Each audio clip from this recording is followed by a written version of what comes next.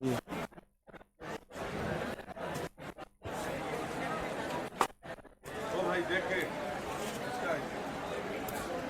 रहिए, खुश रहिए, खुश रहिए। गुड मॉर्निंग सभी को। खुश रहिए भाई। सब भीगे हुए हैं जी पसीना से। खुश रहिए, खुश रहिए।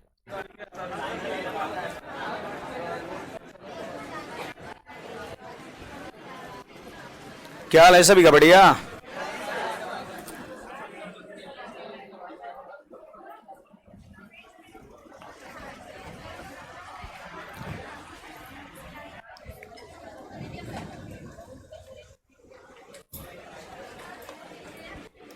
चलिए बताइए, आखिरी में क्या देखे थे कल?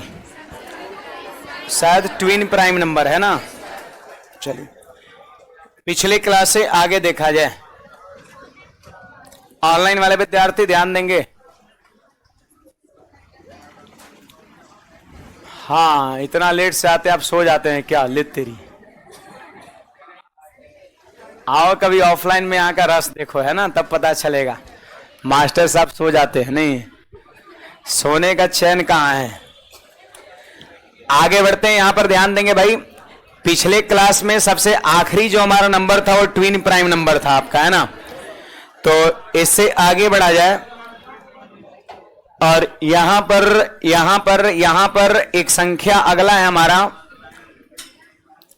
परफेक्ट नंबर है।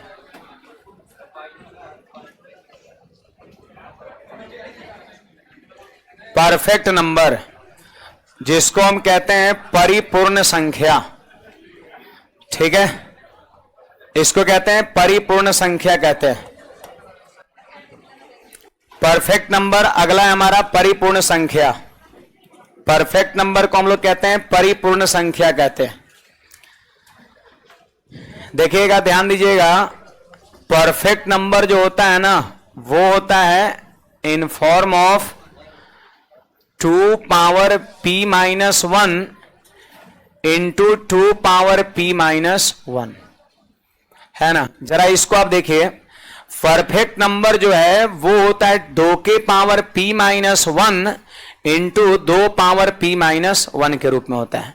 जो भी संख्या इस रूप का होगा वो कहलाएगा परिपूर्ण संख्या, जहां पर p जो आपका होगा वो होगा प्राइम नंबर। p होगा प्राइम नंबर होगा, p प्राइम नंबर होगा। इसको आप एक और तरीके से परिभाषित कर सकते हैं, है ना। और में इसको आप ऐसे भी कह सकते हैं, और में इसको आप ये भी कह सकते हैं। देखिए, वैसी संख्या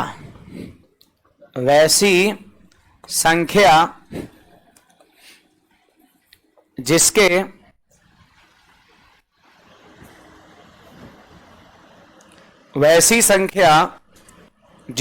जिसका वैसी संख्या जैसे 6 हो गया तो 1 2 3 6, हाँ ठीक है। कह सकते हैं वैसी संख्या जिसके गुणनखंडों का योग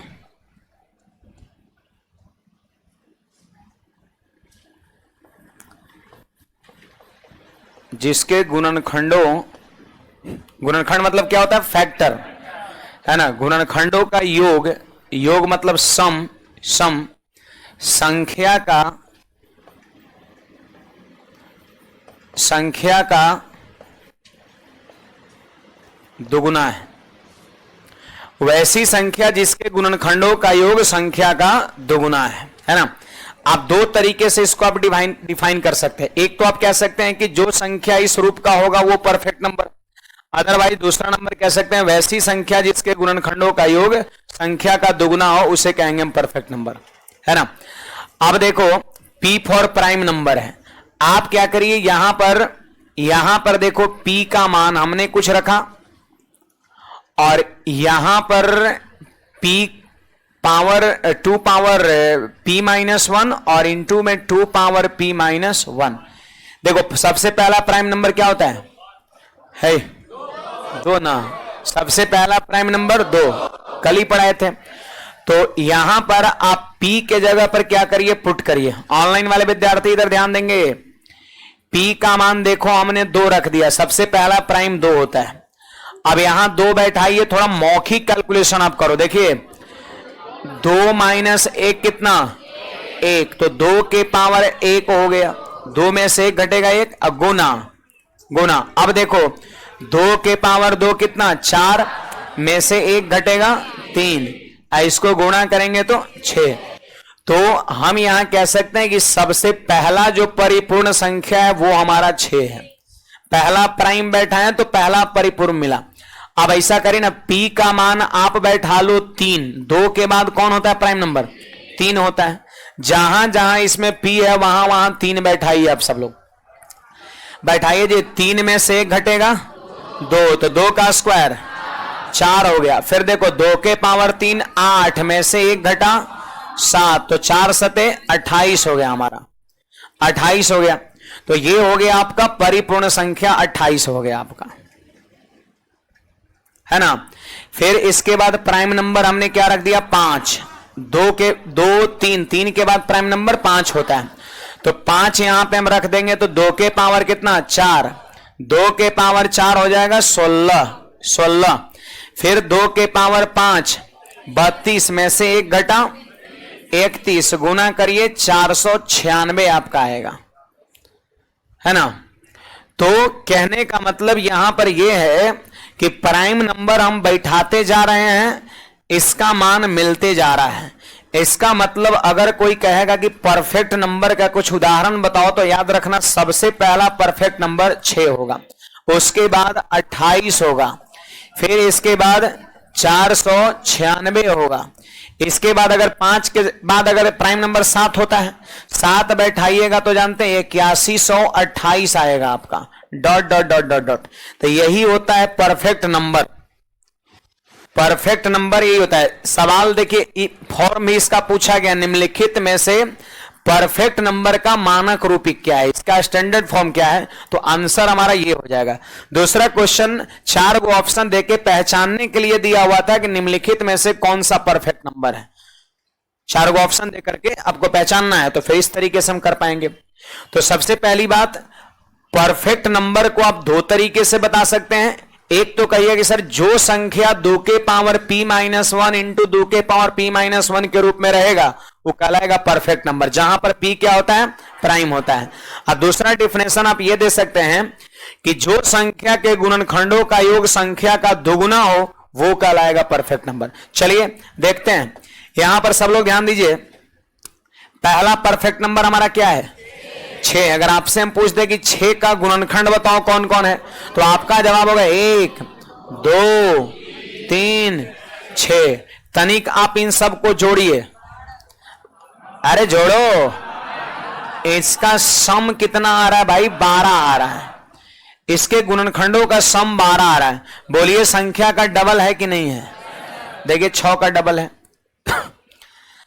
आप 28 का फैक्टर जरा करो, देखो एरो करके लिख दे रहा हूं, हमारे पास जगह नहीं है ना। 28 का लिख दे रहे, देखो 1 2 4 7 14 28। 28 किससे किससे कटता है, तो 1 2 4 7 14 28। आप सारे विद्यार्थी से जोड़ के बताओ इसका सम कितना आ रहा है 56। जोड़िए ना, 14 और 7 21 और 4 25 और 2 27 और 1 28 28 56। सम 56 हो गया। तो 28 का क्या है, ये डबल है। 28 का ये डबल है, देख लीजिए है कि नहीं है। तो हम कह सकते हैं कि जो संख्या के गुणनखंडों का योग संख्या का डबल हो वो परफेक्ट नंबर कहलाता है कि नहीं बात। तो उम्मीद करते हैं दोनों बात आप समझे।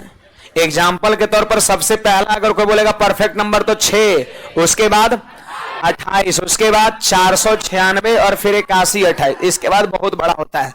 तो शुरुआत वाला 2-4 को याद रखिएगा, सवाल इतने से बनता है और आगे सवाल नहीं बनता है, नोट करिएगा इसको। आप लोग ठेला तोड़ दिए इधर ना भी, यही करिए आप लोग। गरीब गुरुआ बेचारा सब्जी लगाता है, आप लोग ठेला उसका पूरा नाश दिए, बर्बाद कर दिए, चारों को उसका रीम जो है चपोत दिए। ये सब गलत बात है, ऐसा मत किया करिए। किसी का कोई नुकसान नहीं होना चाहिए। 2 मिनट लेट से आएंगे, आराम से आएंगे, है ना। हाँ,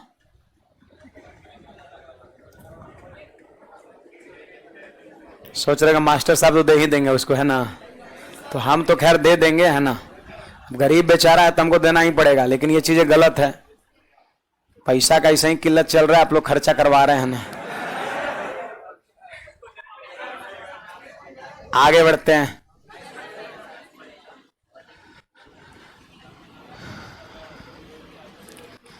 पटना आए थे सर, भोज भी खाएं, भोज भी नहीं खाएं, सॉरी भीड़ बहुत था। ओह कोई बात नहीं, पीडीएफ बनवा के भिजवा देंगे भोज का, है ना। ऑनलाइन वाले विद्यार्थियों का कमेंट है। इसमें कुछ पूछना है किसी को? नहीं, किसी का नुकसान नहीं होना चाहिए, ध्यान रखिएगा, ये सब गलत बात है। आप शिक्षित समाज से आते हैं ना, तब विद्यार्थी बताइए, जब पढ़ा लिखा इंसान ये सब करने लगेगा तो अनपढ़ आदमी फिर क्या करेगा? बोलिए भाई, फिर से। हाँ, प्राइम नंबर डालना पड़ेगा। देखिए मैंने यहां दिखा दिया 2 सबसे पहला, फिर 3, फिर 5, 2-3 को लिख के दिखा दिए। सब लिखने का कोई मतलब नहीं है बड़े। चलिए, तो इसके बाद हमारा है, सुनिएगा, आपसे शिकायत है। बोलो भाई, शिकायत बोलो। आप लोग हमारे देवी देवता लोग हो, है ना, जो आप कहोगे वही होगा। आप हैं तो हम हैं, है ना। रामानुजन नंबर,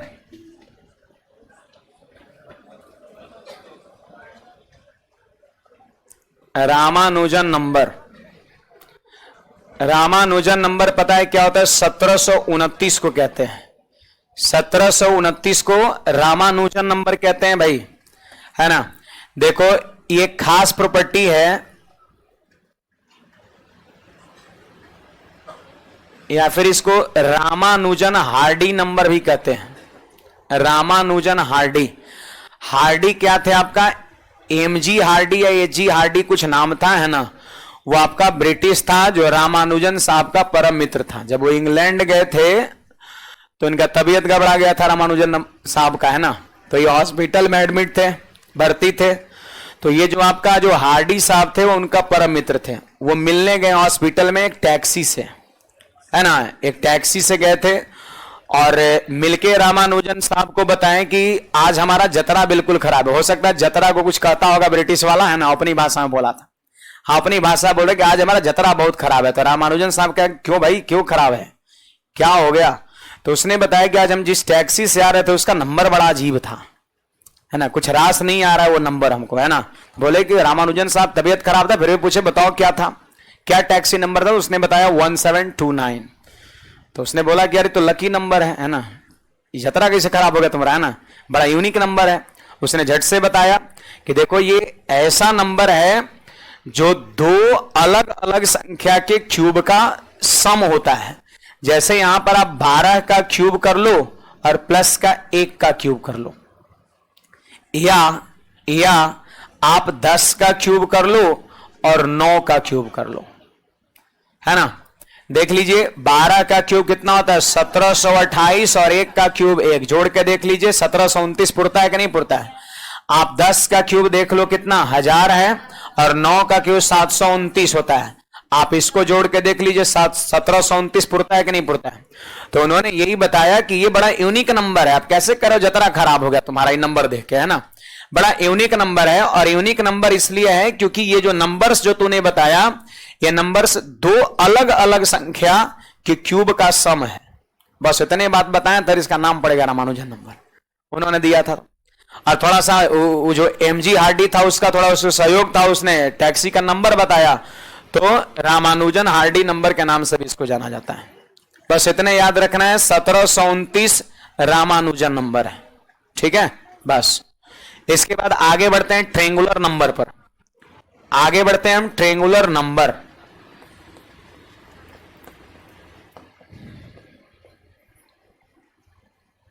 देखो ट्रेंगुलर नंबर को हम लोग हिंदी में बोलते हैं त्रिकोणीय।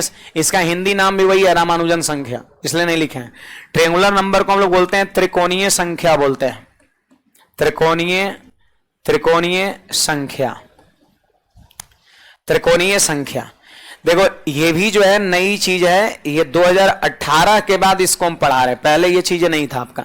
रेलवे के एग्जाम में यहां से सवाल पूछा गया है, रेलवे के एग्जाम में ट्रेंगुलर नंबर से सवाल पहली बार 2018 में पूछा गया है ना। उसके पहले ऐसा कुछ इससे क्वेश्चंस कभी पूछा नहीं गया था, तब से मैं भी इसको इसमें शामिल कर दिया हूं। ट्रेंगुलर नंबर ध्यान रखिएगा, बड़ी सिंपल बात है। ट्रेंगुलर नंबर क्या क्या होता है जरा ध्यान दीजिए। देखिए सबसे पहला ट्रेंगुलर नंबर हो गया एक, हो गया एक से हम शुरुआत करते हैं।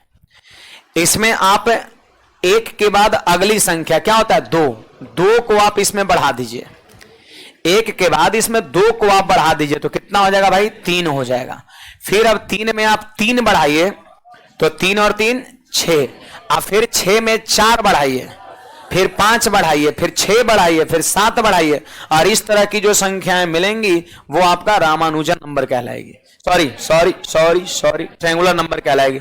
देखो इसमें हम क्या जोड़ दिए, दो जोड़े, फिर यहां क्या जोड़े, तीन जोड़े, तीन जोड़े, फिर इसके बाद आप देख लो ये जो हमारा एक तीन तीन, फिर चार जोड़ेंगे तो 10, फिर पांच जोड़ेंगे 15, फिर छह जोड़ेंगे 21, सात जोड़ेंगे 28, आठ जोड़ेंगे 36, dot dot dot dot dot, है ना। आप यहां पर देख लो इसका खास प्रॉपर्टी क्या है। इसके बाद जो है चार जुड़ रहा है, इसके बाद दिख रहा है यहां पे पांच जुड़ रहा है, इसके बाद कितना जुड़ रहा है, छह जुड़ रहा है, इसी प्रकार इसके बाद यहां पे सात जुड़ रहा है, डॉट डॉट डॉट। तो इस तरह की जो संख्याएं होती है उसी को ट्रायंगुलर नंबर कहते हैं। देखिए ना, एक के बाद दो जोड़िए, तीन तीन छह चार 10 5 15, 6 21 और 7 28, 28 और 8 36, 36 और 9 45, 45 10 55, 55 11 66, 66 12 कितना 78, 78 13, इस तरीके से 91 बढ़ते चला जाएगा आपका, है ना। लेकिन एग्जाम में जो सवाल पूछेगा वो मोटा मोटी एक लिमिट में पूछता है आपका, है ना। बहुत जाए तो 36 और 9 45 और 10 55 66 वहां तक जाएगा आपका। समझ में आ रहा बात है। तो इसी इन्हीं सबको हम कहते हैं ट्रायंगुलर नंबर कहते हैं, आप इसको नोट कर लीजिए।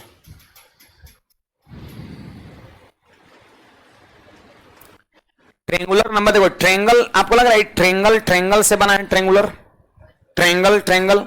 देखो यहां पर ये क्या है, एक पॉइंट हम दे दिए तो यहां एक ट्रायंगल बना जिसका एरिया 0 है। एक बिंदु त्रिभुज समझते हैं ना, एक बिंदु त्रिभुज है जिसका एरिया क्या होता है, 0 होता है। आप तीन गो बिंदु लीजिए, ऐसे ऐसे ऐसे तीन बिंदु लीजिए, एक के बाद क्या है, तीन है, एक बिंदु दे दिए तो वो भी एक त्रिभुज ही है बट उसका एरिया क्या है, 0 है। कह सकते हैं पॉइंट एक ट्रायंगल है लेकिन एरिया उसका 0 है, कुछ है या नहीं, एरिया पॉइंट है। इसके बाद तीन होता है तो तीन पॉइंट हमने ले लिया और तीनों पॉइंट को ऐसे मिला दिया, बोलो ट्रायंगल बना कि नहीं बना, है ना। इसके बाद 6 पॉइंट आप लीजिए, 1 2 3 और फिर 4 5 6 और फिर ऐसे मिला दीजिए, ट्रायंगल बना कि नहीं बना। फिर आप 10 पॉइंट ले लो, देखो 1 2 3 4 5 6 7 8 9 10, ऐसे ऐसे ऐसे। देखो 1 पॉइंट 2 पॉइंट 3 पॉइंट 4 पॉइंट, तो 4 3 7 2 9 और 1 10, सबसे ट्रायंगल का उत्पत्ति होगा। और 15 पॉइंट लेते हैं फिर ऐसे मिला देंगे, ट्रायंगल का उत्पत्ति आपका होगा, तो ट्रायंगुलर नंबर आपका, है ना। लेकिन खैर इससे कोई ज्यादा कोई लेना देना नहीं है ना। क्वेश्चन जो बनेगा यहां से बनता है आपका। सबसे पहला ट्रायंगुलर नंबर कौन, 1, और 2 बढ़ाइए 3, 3 बढ़ाइए 6, 6 4 10, 10 5 15, 15 6 21, 21 7 28, 28 8 36 और 9 45 और 10 55 11 66, ऐसे आपका, है ना। 66 वो बहुत ज्यादा आपका हो गया, तो वही सब क्या होता है, ट्रायंगुलर नंबर आपका होता है, ध्यान रखना है। बड़े आगे इस पे देखो एक दो सवाल यहां पे लिखते हैं, जरा ध्यान दीजिएगा, है ना। जैसे एक क्वेश्चन यहां पे लिखते हैं, कह रहा है कि पहली 5 ट्रायंगुलर नंबर त्रिकोणीय संख्या का औसत बताओ, औसत बताओ। पहली 5 त्रिकोणीय संख्या का औसत बताओ कितना होगा। देखिए थोड़ा सा एक नया शब्द यहां पर आ गया, औसत, लेकिन बिल्कुल बेसिक बातें, बहुत टफ चीज नहीं है। औसत जब भी लिखना रहेगा तो सारे डाटाज को क्या करिएगा, जोड़ दीजिएगा, है ना। सारे डाटाज को क्या करिएगा, जोड़ दीजिएगा, सम ऑफ डाटा, और उसकी संख्या से भाग कर दीजिएगा, बटा में हो जाएगा नंबर ऑफ डाटा हो जाएगा। Sum of data by number of data. मैं क्या बोल रहा हूं कि जब भी आपको ट्रायंगुलर नंबर का औसत निकालना हो, एवरेज निकालना हो, तो सारे डाटाज को क्या करिए, जोड़ दीजिए और उसके बाद उसकी संख्या से भाग कर दीजिए, है ना। तो यहां पर चलिए बताइएगा, एवरेज का ही फॉर्मूला होता है। बताइए, शुरू में सबसे पहला ट्रायंगुलर नंबर 1, 1 के बाद 3, 3 3 6, 6 4 10, 10 5 15, बस बस बस बस 5 को हो गया। हाँ, मिस प्रिंट है ना। अब यहां पर 1 2 3 4 5 है, तो 5 से भाग कर देंगे, हमारा एवरेज निकल जाएगा। ए भी एवरेज देखिए, 15 और 10 है 25 और 6 31, 3 34 और 1 35 हो गया। जोड़ दिए तो 35 और 35 में 5 से भाग दिए तो आंसर हमारा 7 हो गया आपका, है ना। कुछ ऐसे क्वेश्चन इसमें पूछे गए थे, इसमें पहचानना था कि निम्नलिखित में से कौन ट्रायंगुलर नंबर है, तो फिर पहचान भी आप सकते हैं। आपको याद है, 1 2 जोड़ दिए 3 3 6 4 10 5 15 6 21 7। वो पैटर्न अगर आपको पता है तो फिर आप ट्रायंगुलर नंबर भी पहचान सकते हैं। तो नंबर्स का जनरली जो टाइप है, जो आपको पढ़ना है, जहां से सवाल बनता है आपके एग्जाम में, कंपटीशन में, वो मैंने नंबर्स को बता दिया। इंट्रोडक्शन ऑफ नंबर आपका द एंड हो गया, है ना। थ्योरी एंड हुआ। अभी इस पे हम कुछ सवाल भी करने वाले हैं, इसको लिख लिए। हाँ,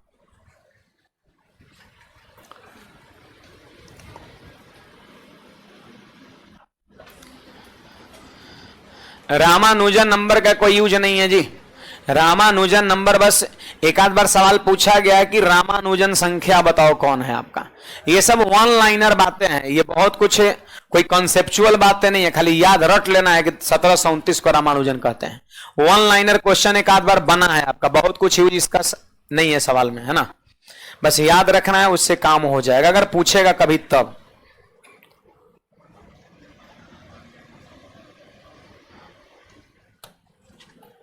एक मिनट,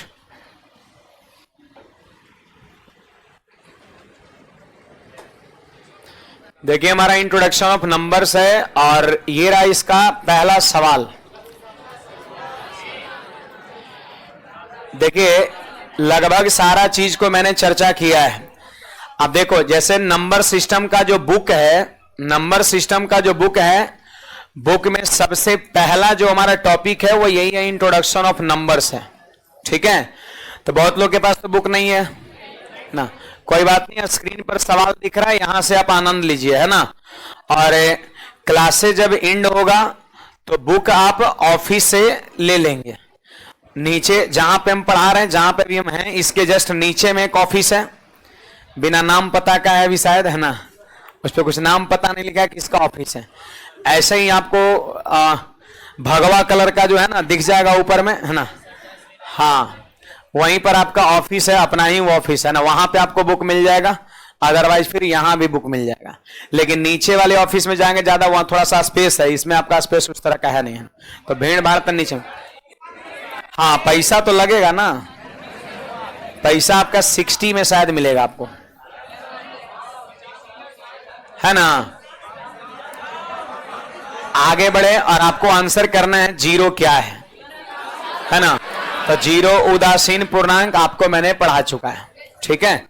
आगे बढ़ते हैं।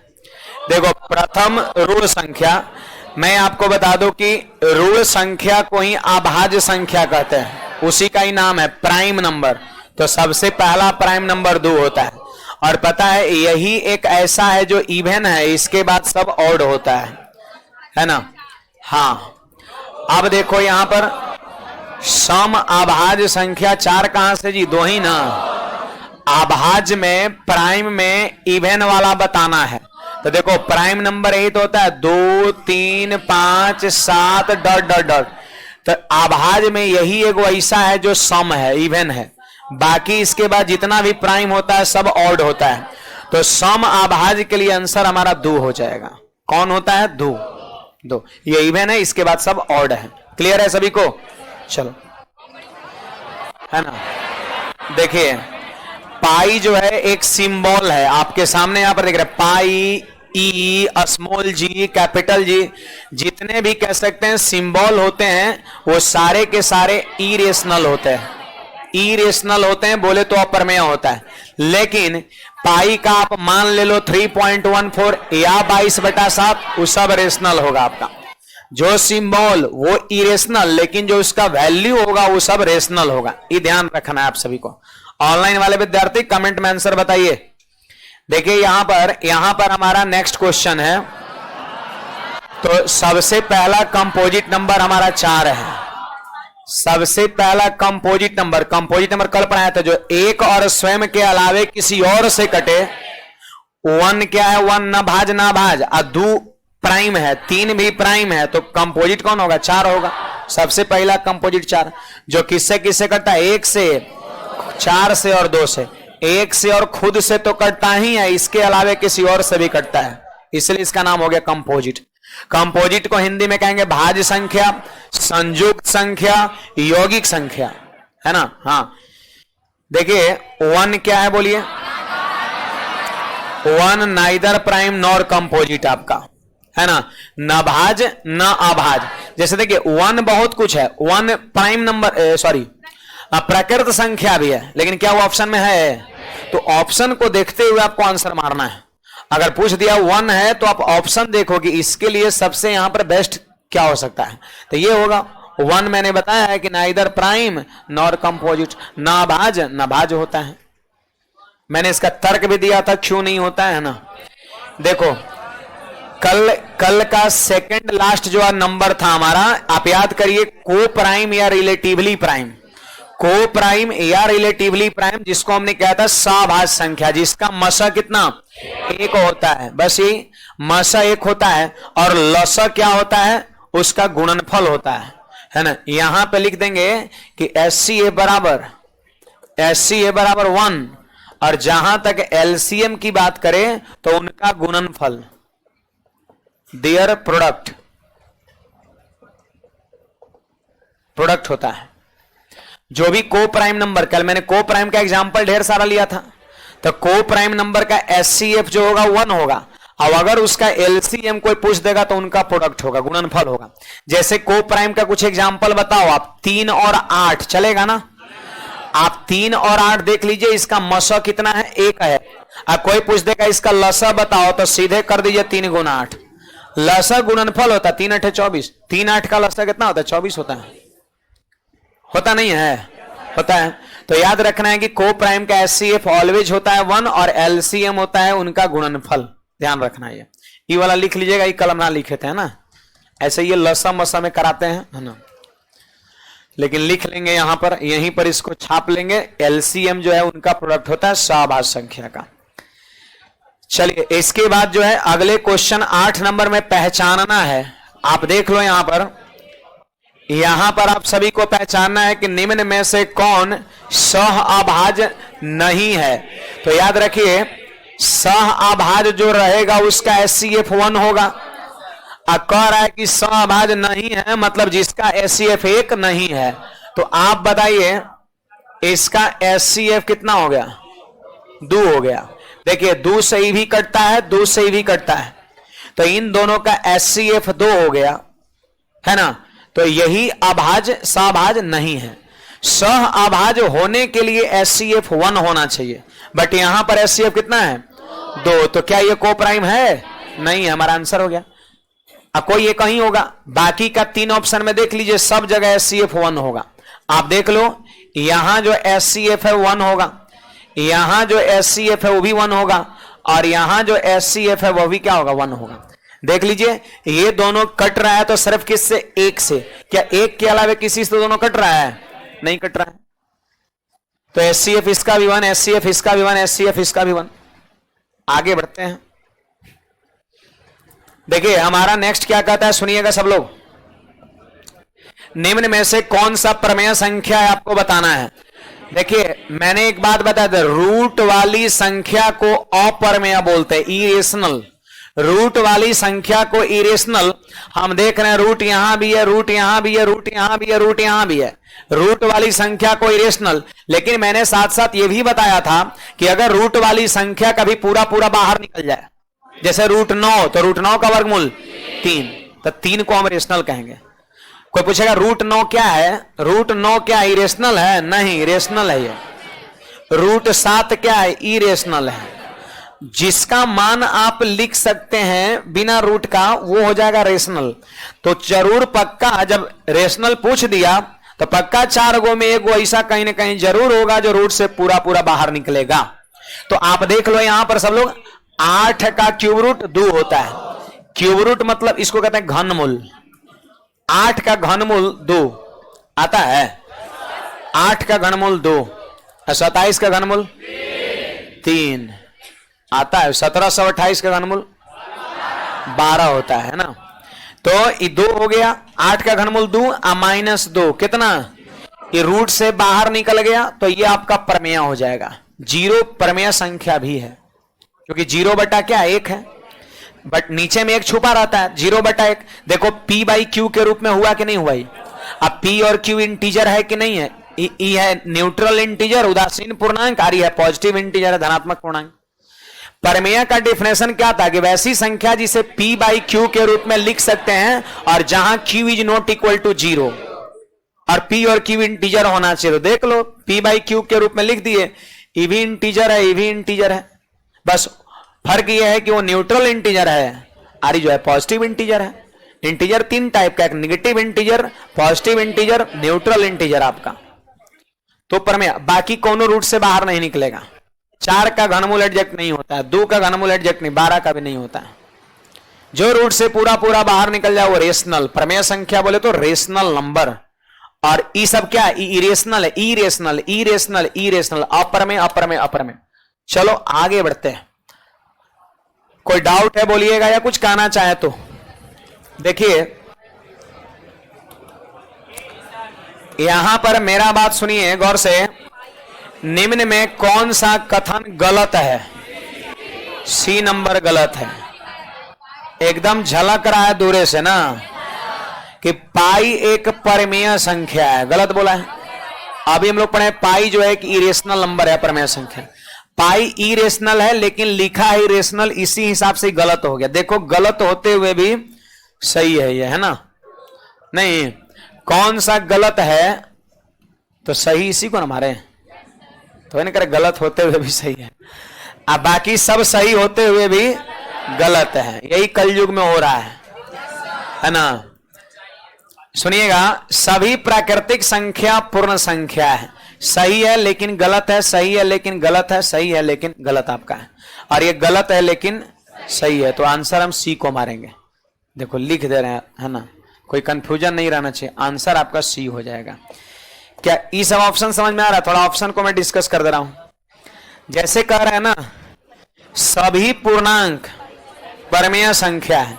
सभी पूर्णांक जितने भी इंटीजर्स होते हैं, चाहे प्लस में हो, माइनस में हो, या फिर न्यूट्रल इंटीजर 0 हो, सब का सब परमेय संख्या है। सही बोल रहा है। अगर लग रहा है गलत बोलिए, है ना? तो पूर्णांक का मतलब क्या होता है? जैसे 5 हो गया तो 5 बटा 1 इसका मतलब हुआ p बाई क्यू में है, परमेय है।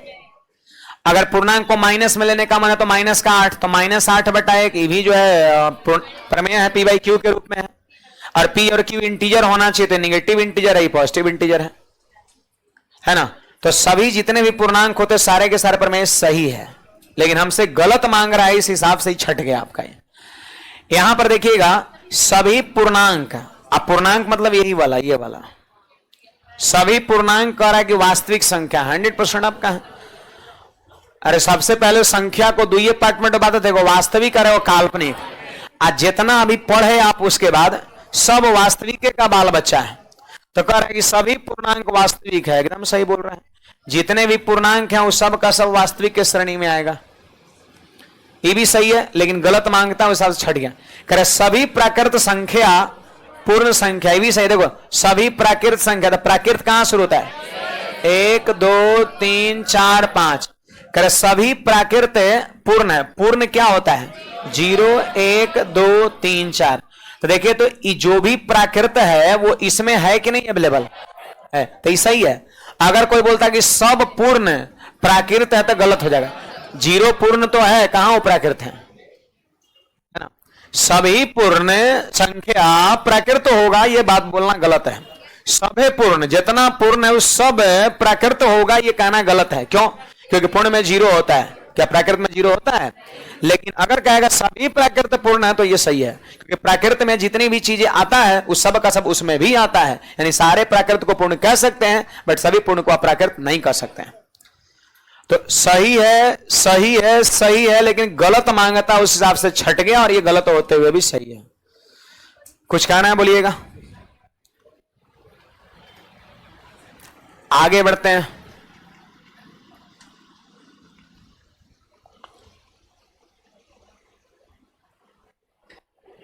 क्वेश्चन नंबर 8 में क्या कर रहा है जी सूरज सर? क्वेश्चन 8 में डी ऑप्शन का 3 और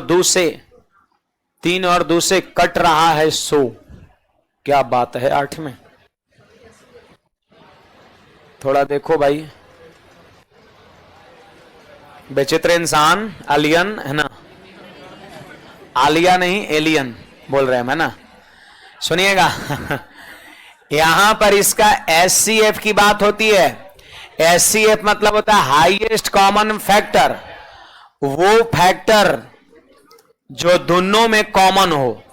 आप बोल रहे हैं 2 से कट रहा है, 3 से कट रहा है, तो 2 और 3 दोनों में है क्या? एचसीएफ का मतलब क्या होता है? Highest common factor. Common factor मतलब जो दोनों में हो, दोनों में हो। तो इन दोनों में बताइए कौन है? तो सिर्फ एक आपका है ना। ये तो 3 से अलग कट रहा है, 2 से अलग कट रहा है। कोई ऐसी संख्या है जिससे ईवी कट रहा और ईवी कट रहा, दोनों कट रहा हो? नहीं है, सिर्फ एक है। एचसीएफ एक हो गया। चलिए 11 पे चलते हैं, 10 तक हो गया डिस्कशन। 11 नंबर देखिए भाई क्या कहता है। सवाल कहता है 2 परमेय संख्या का योगफल सर्वदा परमेय होता है। Option number C. 2 गो रेशनल नंबर जोड़ेंगे तो हमेशा रेशनल होगा। 2 रेशनल जोड़ेंगे तो हमेशा क्या होगा? रेशनल होगा, है ना। देख लीजिए ऑप्शन नंबर सी हो गया आंसर। ई नहीं होगा, सर्वदा अपरमेय होगा। रेशनल रेशनल जोड़ेगा तो रेशनल कैसे हो जाएगा? रेशनल नंबर आपका 5 है, 7 है, जोड़े कितना? 12। 12 इरेशनल है? नहीं है। तो सर्वदा मतलब हमेशा इरेशनल होगा, ऐसा तो कुछ नहीं है। तो आंसर हमारा कौन सा? डी हो जाएगा आपका। इसके बाद आप सब लोग देखिएगा यहां पर, सॉरी डी कट जाएगा। फिर अगर हम बी की बात करते हैं तो कहता है परमेय या अपरमेय हो सकता है। परमेय या अपरमेय हो सकता है। ये कह रहा है कि परमेय भी हो सकता है, अपरमेय भी हो सकता है। जब अपरमेय यहां छट गया, जब अपरमेय यहां छट गया तो फिर यह परमेय कहां से आ जाएगा? फिर ये भी खत्म हो गया। ये कहता है कि हमेशा धनात्मक पूर्णांक होगा, हमेशा प्लस में होगा, ऐसा कुछ नहीं है।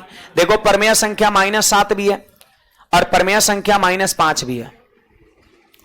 परमेय संख्या -7 भी और परमेय संख्या -5 भी है। यानी जोड़ के देखिए तो कितना आएगा? -12। तो क्या ये धनात्मक आया? ये कह रहा है कि हमेशा धनात्मक के होगा योगफल। तो गलती नहीं बोल रहा है, देखो ऋणात्मक भी आता है। सी आंसर हो जाएगा। कुछ कहना है तो बोलिएगा। देखिए तर्क वितर्क अगर कुछ लगे कि सर ये वो दिस डेट फलना ढिकना बोल सकते हैं आप, बोलिए तनी तेज बोलिएगा। √2/√3 इरेशनल हो गया। देखिए √2/√3 √10 √2/√3 तो 3 ये तो लिखे हैं इसे, नीचे रूट नहीं,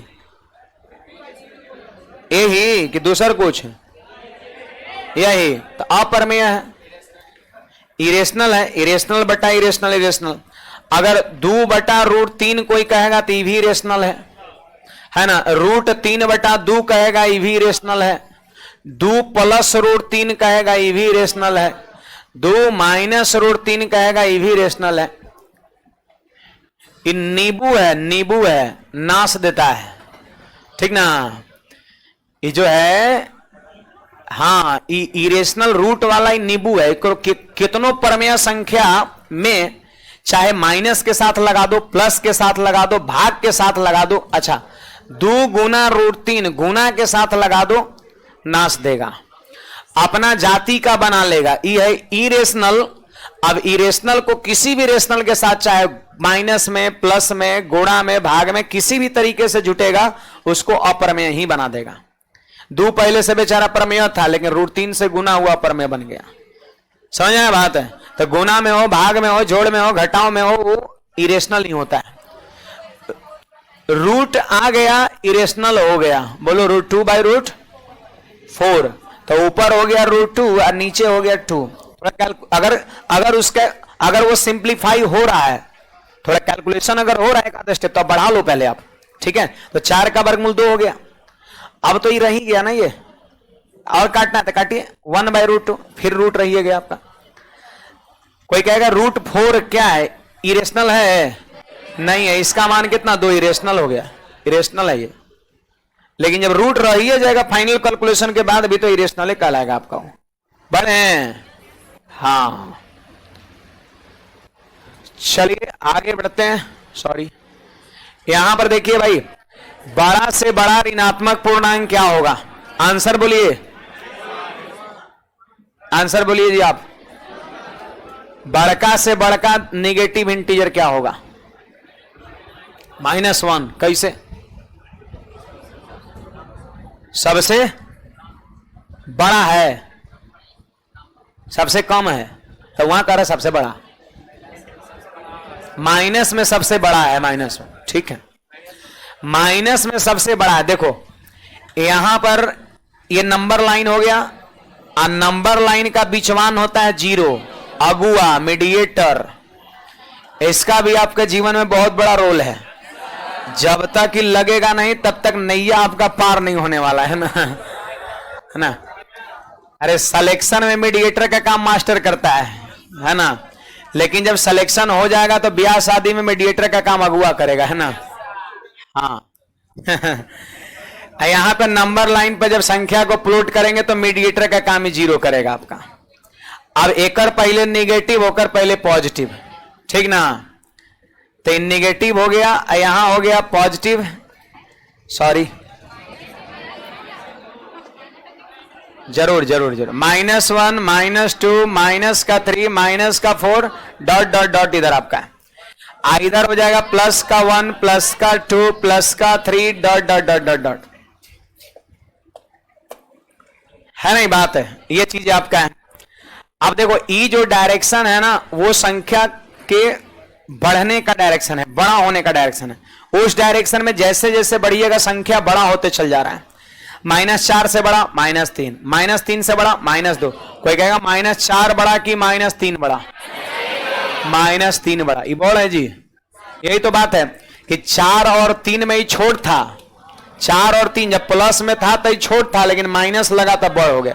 याद रखिएगा, प्लस में जो छोट होता है ना, माइनस लगने पर बड़ हो जाता है।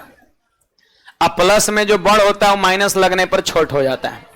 इस बात का ध्यान रखना है सभी को। तो आइए ना, यहां पर ये बढ़ते क्रम में है। देखो ये निगेटिव इंटीजर है, ये भी निगेटिव है, ये भी बढ़ते क्रम है। तो सबसे बड़ा जो निगेटिव इंटीजर क्या है? वो -1 है, क्योंकि इससे और जब बड़ा में जाते हैं तो निगेटिव नहीं रहा, अब तो आ गया न्यूट्रल आ गया, अब फिर इसके बाद पॉजिटिव आ गया। तो सबसे बड़ा इंटीजर जो है हमारा -1 हो जाएगा। नहीं बुझाया? बढ़ते क्रम में इससे बड़ा ये, इससे बड़ा ये, इससे बड़ा ये, सबसे बड़ा नेगेटिव इंटीजर -1। क्योंकि अगर सोचेगा और सर बड़ा कीजिए ना, तो और बड़ा करिएगा तो चल जाइएगा न्यूट्रल इंटीजर में, नेगेटिव खत्म। और बाद और बड़ा करिएगा तो चल जाइएगा पॉजिटिव इंटीजर में आप।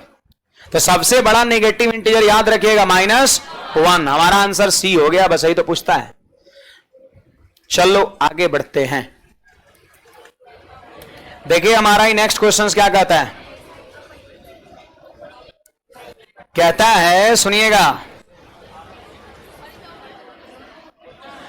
यदि n एक प्राकृतिक संख्या हो तो √n। देखो n एक प्राकृत संख्या है तो √n हमेशा प्राकृत, हमेशा प्रमेय, आंसर ही हो जाएगा। या तो प्राकृतिक संख्या होगा या एक अप्रमेय होगा। मैं बता रहा हूं, सुनिए, n क्या है? प्राकृत है। प्राकृत का मतलब कहां शुरू? 1 से। आप देखो इसमें 1 बैठाइए तो 1 हो गया, 2 बैठाइए तो √2, 3 बैठाइए तो √3। आज 4 बैठा दीजिए तो 2 हो गया आपका। तो आप 5 बैठाइए तो √5 और 9 बैठाइए तो 3।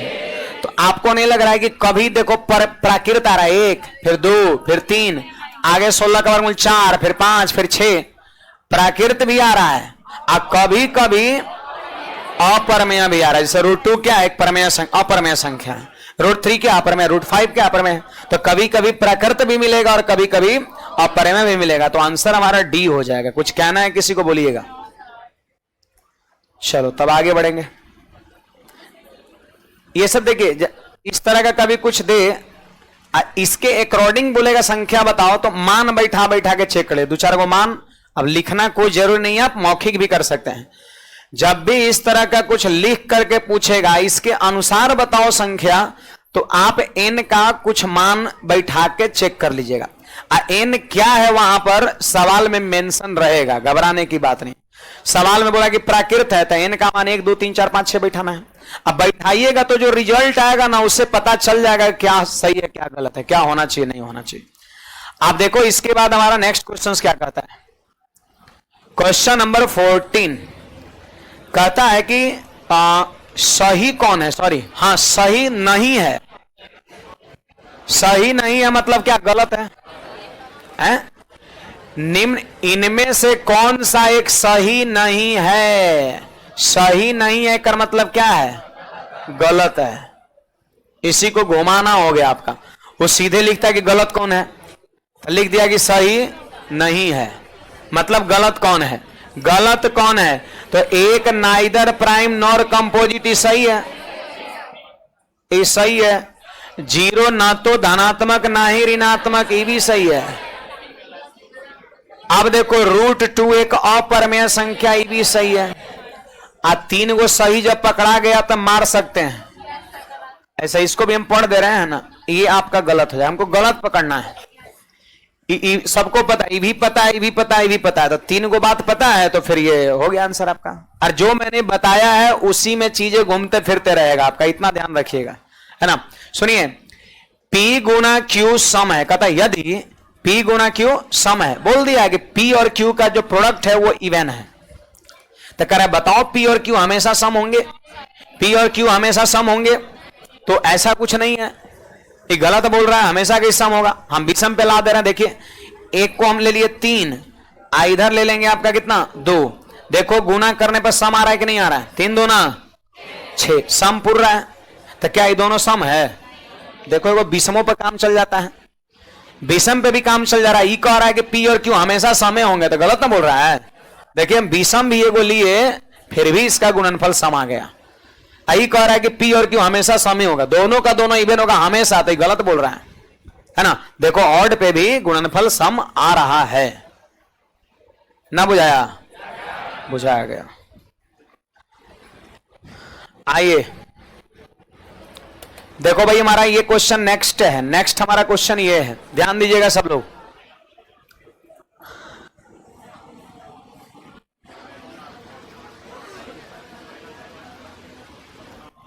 √2 बाय √2 ये कौन सी नंबर है? अरे √2 बाय √2 का रिजल्ट देखो क्या आ रहा है। √2 ऊपर √2 नीचे, कट गया 1। अब आपका क्वेश्चन है कि एक कौन सा नंबर है। तो आप देखो मैंने उतना सारा नंबर पढ़ाया, कौन कौन सी नंबर में 1 अवेलेबल है। जौन जौन नंबर में 1 अवेलेबल होगा नाम दे सकते हैं। ट्रेंगुलर नंबर का इसको नहीं कहेंगे, कहेंगे सबसे पहले ट्रेंगुलर नंबर एक होता है। तो ये ट्रेंगुलर नंबर भी है, ये रियल नंबर भी है, ये प्राकृत संख्या भी है, ये पूर्ण संख्या भी है, जरूरत पड़ेगा तो पूर्ण भी है। रेशनल नंबर भी आपका है। तब तो आपका क्वेश्चन ये था, इसका रिजल्ट 1 आया। अब 1 देखो मैंने कौन कौन नंबर में लिखा है, जिस जिस नंबर में लिखा है वो सब का सब, इसका नाम सब हो सकता है, ये भी हो सकता है, वो भी हो सकता है, वो भी हो सकता है, वो भी हो सकता है। चलिए खैर हम यहां पर हैं। निम्नलिखित कथन पर विचार करें। विचार करना है जी। देखो 2 ठो स्टेटमेंट है और आपको पहचाना उपयुक्त। उपयुक्त मतलब ऊपर जो लिखा है, उपयुक्त का मतलब ऊपर जो लिखा हुआ है कथन में कौन सा सही है जो है एक के लिए, और हैं हैं एक से अधिक के लिए, है ना। एक व्यक्ति नहीं, वो खड़ा है, और एक से ज्यादा तो उतने लोग खड़े हैं एक से ज्यादा के लिए। खैर ये सब तो सबको पता है ना, फालतू काम बता रहे हैं। देखिए, दो लगातार पूर्णांकों में से एक सम है, एकदम सही बोल रहा है। दो गो लगातार संख्या आप कहीं से लीजिएगा पक्का है वो सम होगा, और दूसरा क्या होगा, विषम होगा। दो गो लगातार संख्या में सम है, विषम है, सम है, विषम, यही तो आता है। 8 9 तो 8 सम और 9 विषम, 10 11 तो सम विषम, 12 13 सम विषम। तो दो गो लगातार पूर्णांक में एक सम होगा, एकदम सही बोल रहा है। पहला स्टेटमेंट हमारा ट्रू है, सही है। विषम पूर्णांकों का योग 8n + 1 के रूप में होता है। लो भाई, विषम संख्या का स्क्वायर करिए तो 8n + 1 के रूप में होता है। क्या ये सही है? तो चलो चेक कर लेते हैं, यहां पर चेक कर लेते हैं, जरा ध्यान दीजिएगा। सुनिए, विषम संख्या बोलिए। सबसे पहला 1 1 1, तो देखो 1 का स्क्वायर किए 1 आया, और एक दो लीजिए ना, 3 का स्क्वायर ले लो 9, और 5 का स्क्वायर ले लो आप 25, और यहां पर 7 का स्क्वायर ले लो 49। बस अब मत लीजिए, अब मत लीजिए, इतना में काम हो जाएगा। देखिए 8n + 1 के रूप में है 8 गुना 0 + 1। देखो एक पुर गया कि नहीं पुर गया। 8 गुना 1 + 1, 8 गुना 3 + 1, 8 गुना 6 + 1। जो भी विषम संख्या का स्क्वायर है उस सब को आप चाहे तो उस रूप में लिख सकते हैं। 8 6 48 + 1 49, 8 3 24 और 1 25, 8 1 8 1 9, 8 गुना 0 0 + 1 0, 0 + 1 1, सॉरी, है ना। तो ये जितनी भी विषम संख्या का स्क्वायर है, मैंने 2-4 को दिखाया है, सब को आप चाहे तो देखो 8n + 1, 8n + 1 के रूप में लिखा सकता है। लेकिन उल्टा पढ़िए, उल्टा पढ़िए, क्या सभी 8n + 1 के रूप में संख्या जो होगा वो विषम का वर्ग होगा? देखो यहां पे मेरी बात को, लाइन को गौर सुनिएगा, भाषा को। मैं क्या कर रहा हूं, मैं कह रहा हूं कि सभी विषम संख्या के स्क्वायर को इस रूप में लिखा जा सकता है, लेकिन इस रूप की सभी संख्याएं विषम संख्या का वर्ग हो, ये कोई जरूरी नहीं है। कल एक जगह और पढ़ाए थे आपको, हम कहां पढ़ाए थे? अभाज्य संख्या में 6n + -1 में, है ना। वही चीज यहां भी है कि जितना भी प्राइम नंबर है उसका स्क्वायर इस रूप में होगा, लेकिन इस रूप की जितनी संख्याएं होंगी वो सब विषम संख्या का स्क्वायर ही हो, ये कोई जरूरी नहीं है। जैसे आप यहां पे 2 बैठा दीजिए, सॉरी, हाँ 2 बैठाइए, तो 8 दूना 16 और 1 17, 8 दूना 16 और 1, क्या किसी विषम संख्या का स्क्वायर होता है 17? नहीं होता है। तो दूसरा हमारा सही है, पहला भी हमारा सही है, तो आंसर कौन हो जाएगा? सी नंबर हो जाएगा। 1 मिनट और समय लेंगे आपका, है ना।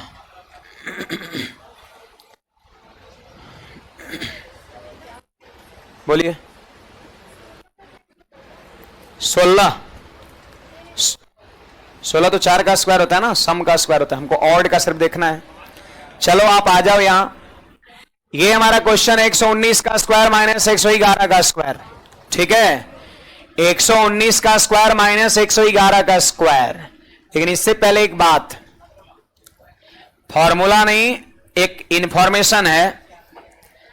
देखिए एक चीज और, जितने भी नए विद्यार्थी हैं हमारे साथ ऑनलाइन जुड़े हैं, ऑफलाइन जुड़े हैं, सबसे पहली चीज यह है कि वो टेलीग्राम पर जरूर जुड़ जाना है सभी को, एकदम ई कंपलसरी आपका है।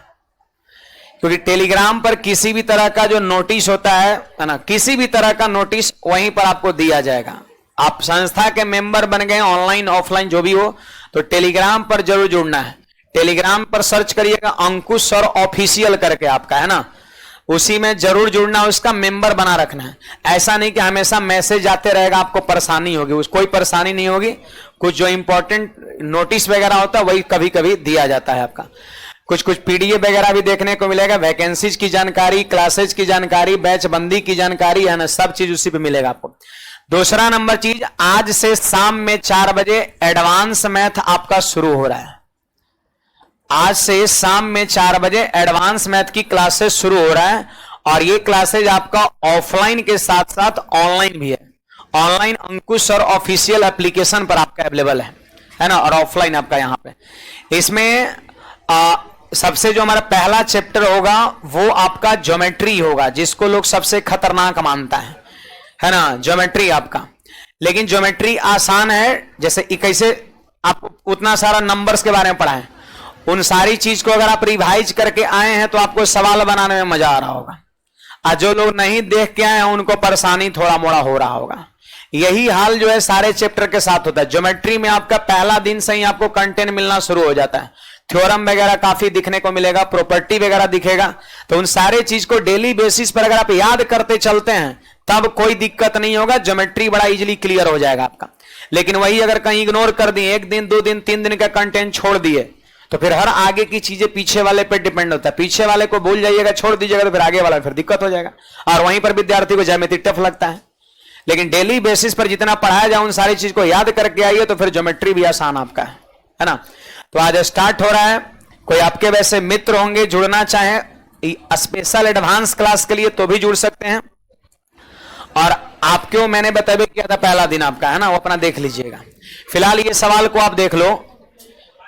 यहां पर बताइए फॉर्मूला है a square minus B square है, पता है जी। इसको हम कहेंगे a प्लस बी और इंटू में a माइनस बी। देखिए छोटा सा एक अलजेब्रिक फॉर्मूला यूज हुआ, a square minus B square, याद है, a plus B into a minus B.